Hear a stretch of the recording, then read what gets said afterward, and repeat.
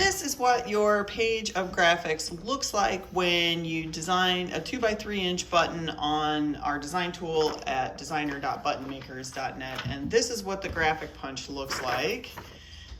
So you cut your page into columns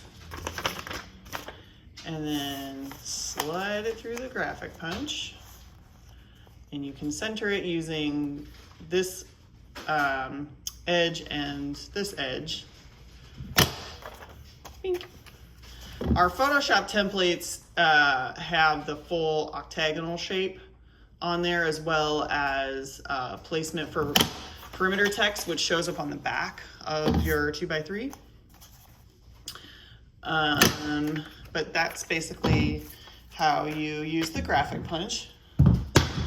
And then to make a magnet, you need a shell, which is just a flat piece of metal in this case, your graphic, some Mylar,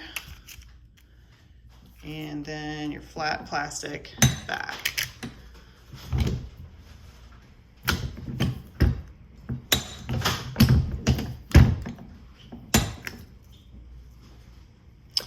Then you take an adhesive magnet, which is a burly adhesive, by the way. Don't be alarmed by the adhesive part. It's very permanent. And you have yourself a very professional, retail-ready product.